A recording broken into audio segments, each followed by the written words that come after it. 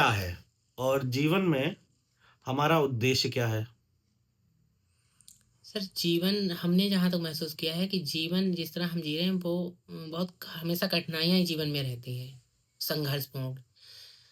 हम हर व्यक्ति को हमने संघर्षपूर्ण करते देखा है। कुछ मतलब अपने जीवन के लिए इस कठिनाइयों से निकलने के लिए बहुत परिश्रम करते हैं, फिर भी वो नहीं निकल पाते हैं।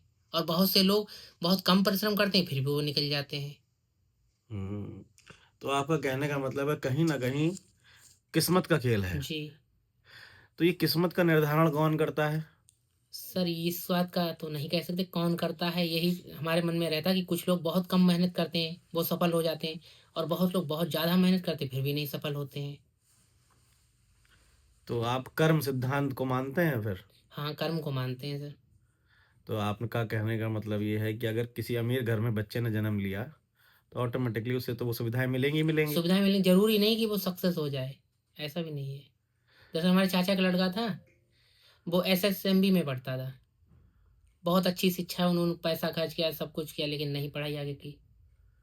अच्छा, तो मैं एक बात करूँ, जैसे अभी आजकल देखते हैं आप स्वामी विवेकानंद जी हुए हैं और अब ये जो हमारा चल रहा है सत्संग कौन-सा चल रहा है सत्संग? अभी रिसेंटली? संविधान। नहीं, ये जो शाहजहाँपुर में चल रहा है। राधा क्या नहीं कौन रा- रामकृष्ण मिशन, रामकृष्ण मिशन, हाँ। उसके 50 वर्ष हुए हैं। जी।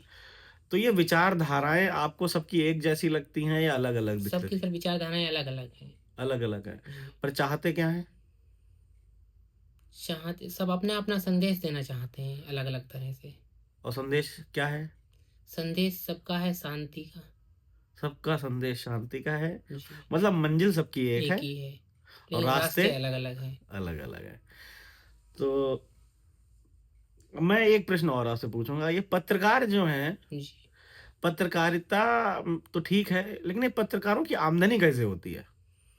दरअसल पत्रकारों की कोई जो लोकल लेवल पे काम करते हैं, इन पत्रकारों को कोई सैलरी नहीं होती है।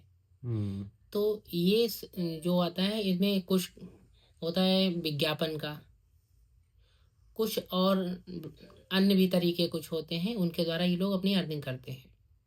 तो अगर मैं कहूँ एक पत्रकार की आमदनी कितनी हो जाती होगी महीने में? अब अगर आप ईमानदारी से काम करेंगे तो आपको वही 7-8 हज़ार। और आपको पता है भारत सरकार ने न्यूनतम मज़दूरी की दर तय कर रखी है, ठीक? तो आपके अनुसार पत्रकार की आय एक मज़दूर से भी कम हो रही है जी बिल्कुल, एक मजदूर से भी कम है। और जबकि पत्रकार कौन है? देश का चौथा स्तंभ। संविधान मतलब देश का चौथा स्तंभ चौथा कहा स्तंभ जाता है है। और उस चौथे स्तंभ को सम्मान की स्थिति नहीं मिल पा रही नहीं है। मिल पा तो रही ये है। अर्थ क्यों नहीं मिल पा रहा है? कोई सिस्टम नहीं है इसलिए? दरअसल पहले पत्रकारों को बहुत सम्मान मिलता था, सारी चीजें मिलती। आज जैसे जैसे समय बदलता है, इस समय पत्रकारों को उतना सम्मान नहीं मिल पा रहा है। उसमें है अशिक्षा। कोई भी व्यक्ति पत्रकार बन जाता है, उसने मोबाइल उठाया या कैमरा लिया, अपना पेज बनाया और बस अपने आप को पत्रकार कहने लगा है। इसलिए पत्रकारों की गरिमा पे प्रभाव पड़ा है बहुत। कोई भी व्यक्ति खड़ा हो जाता है आज के टाइम पे। तो अगर मैं कहूँ तो इसके लिए तो कुछ नियम निर्देश भी होते होंगे ना? नियम निर्देश हैं, हाँ। लेकिन अभी ये कोई जरूरी नहीं है कि आप कोर्स किए हुए तभी आप पत्रकार बन पाएंगे। कोई भी इस समय संस्थान तुरंत आईडी कार्ड और अथॉरिटी लेटर जारी कर देते हैं, कुछ पैसा लेके। अच्छा जी। जी। तो बहुत से संस्थान है, उन्होंने आरएनआई रजिस्ट्रेशन करा रखा है। आपसे 1,000, 1,500, 2,000, 5,000 लेके आपको आईडी और आईडी कार्ड और अथॉरिटी लेटर दे दिया, बस तो आप पत्रकार बन गए। तो ये तो बड़ा नुकसान कर रहा है समाज का फिर। जी, यही तो, इसीलिए तो गरिमा गिर गई है पत्रकारिता की। अरे! तो आपके हिसाब से क्या होना चाहिए इसमें मेरे सुझाव? अनुसार ये होना चाहिए, एक शिक्षित व्यक्ति, एक योग्य व्यक्ति, और जो मतलब अपनी पढ़ाई अच्छे से की है, उस व्यक्ति को पत्रकारिता से जुड़ना चाहिए। और होता क्या है, कोई भी व्यक्ति चाहे वो पढ़ा है लिखा है, इससे नहीं, संस्थान जो जोड़ते हैं वो ये नहीं देखते कि इतनी पढ़ाई शिक्षा कितनी है। वो सिर्फ अपने जोड़ने पे पैसे, जैसे उन्हें पैसा मिलता है जोड़ने का, तो वो इस पे ही ध्यान देते हैं। नहीं, सुझाव दीजिए हमें।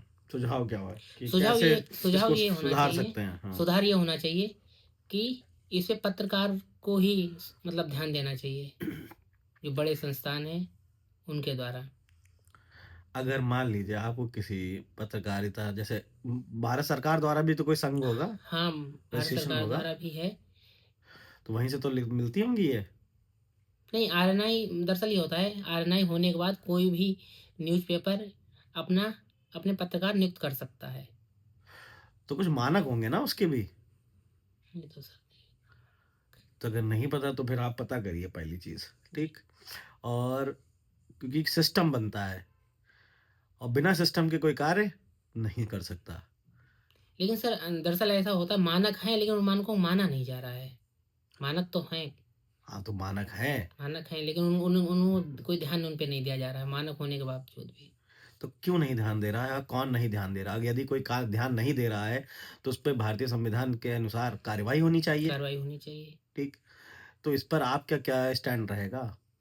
क्या आप इस विषय में अगर कोई काम करना पसंद करेंगे अगर आपको अवसर मिला? बिल्कुल करना पसंद करेंगे। ठीक।